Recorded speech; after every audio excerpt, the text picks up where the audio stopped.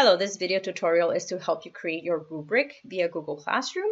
So there are three choices here: create a rubric, reuse a rubric, and import from sheets. I tried all three. And my least favorite is the import from sheets. It worked one time and then it didn't work again. And I tried several times with a new rubric and everything. It was a nightmare.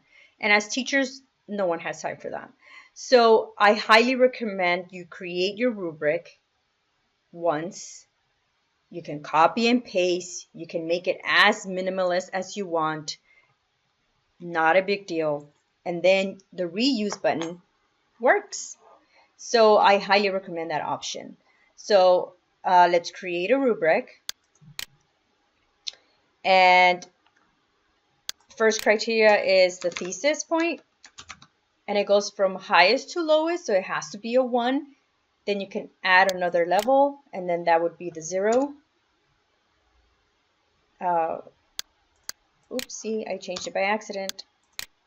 And then you can add another criterion, which will be the evidence and commentary. And then we have to start with 4. Probably easier just to type it in. 3, 2,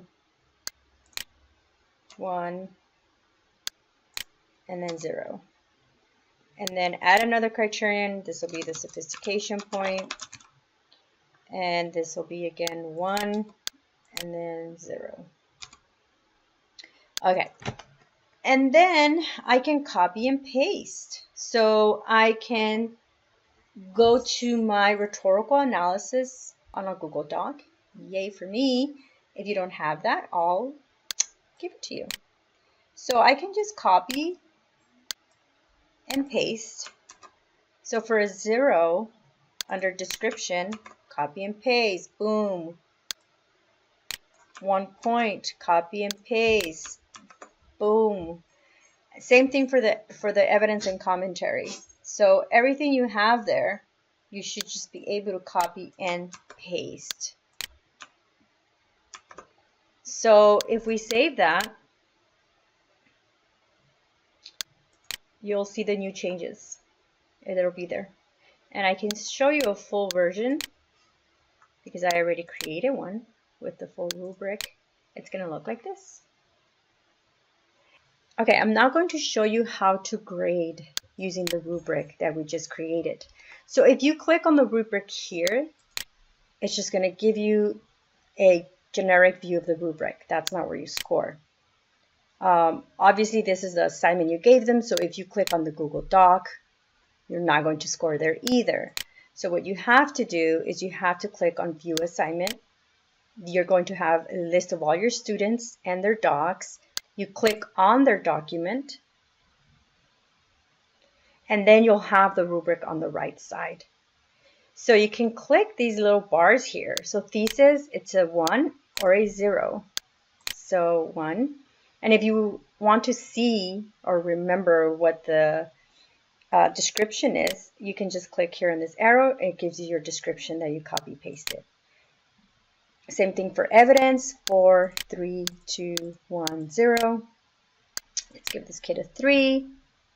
And then sophistication point again, if you forget, just click on the bottom arrow and then 1 or 0, right?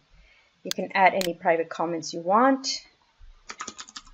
Good job. Post your comment before you send it out, I think, or else it won't have it. Let me try one without sending it, see what happens. Good job. Let's see if it has 2 or just 1. And then you can return it to the student. I'm going to show you a student view of what they will see when they see their rubric. So let me tell you a couple things. If they click on the rubric, again, they're not going to see their points because it's just a generic rubric.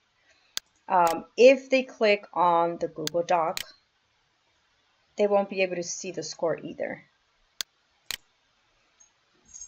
They have to click on View Assignment, and then they can see their scores.